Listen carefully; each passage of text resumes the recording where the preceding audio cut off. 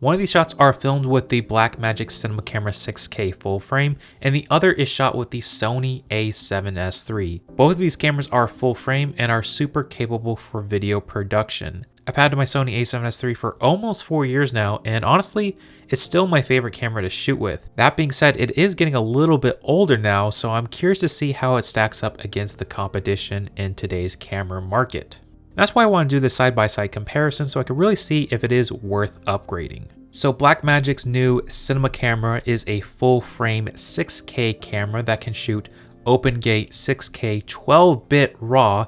That's a mouthful, but it has some impressive features, including dynamic range, which claims to have about 13.5 stops, compared to the Sony A7S III, which is maybe shy of 13 stops of dynamic range.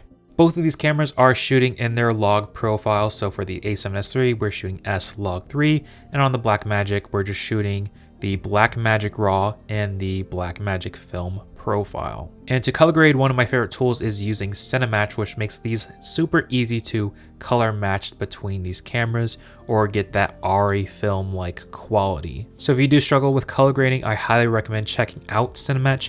They are actually not sponsoring this video. I just wanted to recommend them because it's a tool that I use on all my projects. And while you're at it, you can actually use my discount code NATE10 at checkout to save 10% off. And doing so will actually give me a little bit of kickback so I can keep making these videos. Taking a closer look at the image quality, both cameras look fantastic in my opinion, especially if you can nail the color grading. Part of that is due to the lens choice I am using. I'm using the same lens on both cameras, the Helios 44-2, which is a 58mm f2 vintage lens. This has a crazy unique look and is very cinematic in my opinion. In fact, they actually use rehoused versions of these lenses on Dune, The Creator, Batman, so you are going to definitely get a really cinematic look, dare I say it. But let me know what you guys think when you're looking at this footage. Go ahead and leave a comment down below on which one is your favorite.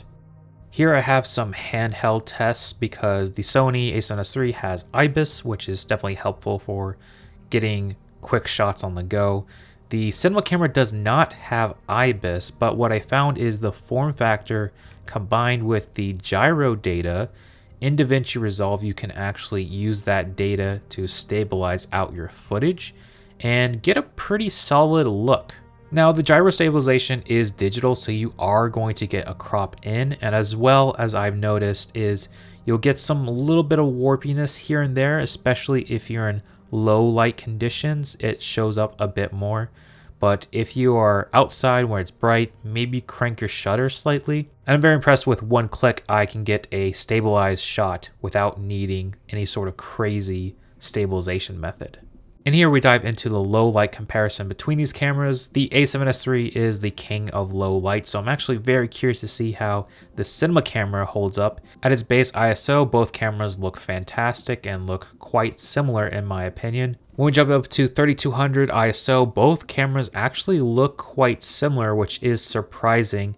But until we jump up to 12,800, do we see a clear difference between these cameras. If you haven't guessed it by now, camera A is the Sony A7S III and camera B is the Blackmagic Cinema Camera 6K. How did you guys do? Which one did you prefer? Were you surprised by the results? Let me know in the comments down below. I am genuinely curious to see what you guys think. In my experience with these two cameras, I really do love the look coming out of the new Blackmagic camera.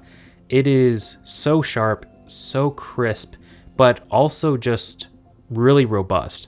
You're shooting 12-bit RAW, so you have a ton of flexibility in post to change your ISO, your white balance. These are all things that I do miss on my Sony A7S III when I'm shooting in H.264. You don't have that much flexibility. One thing I did notice in terms of image quality between these cameras is that the Blackmagic seems to have a little bit more saturation straight out of the gate, which is surprising. And I do notice a little bit of improvement in terms of dynamic range between the cameras. I think I do like the image coming from the Blackmagic that much more. Combined with the flexibility that you get with RAW, you can really dial in the look you're going for. Now, when we compare price points of these cameras, depending on when you're watching this, it can be quite drastic. When I picked up my Sony A7S III, it cost around $3,500 several years ago. If you buy them used, you can probably find them around $2,800. And the Blackmagic Cinema Camera 6K is actually retailing around that $2,600 mark. However, if you are watching this video when I post it, Blackmagic has this crazy discount where it's $1,000 off. So I was able to pick mine up for $1,575, and that is such a drastic difference. And that brings us to the question of which camera should you buy? When I look at the Sony A7S III, I just see how well-rounded of a camera this is. You can do so much with it, even though it is a little bit older now. But when looking at the Cinema Camera 6K, you can really push the footage a lot further, and with that discount, it makes it that much more appealing. Honestly, guys, I think you can't go wrong either way. You just have to know each camera's pros and cons, what the drawbacks are, and what fits your shooting style and your choices. Let me know in the comments which camera you would choose, and if you think these cameras are too expensive and you want something more budget friendly, I actually compared 5 cameras under $500 that I think are still capable even today. Go ahead and check out that video right here, and I'll catch you in the next one.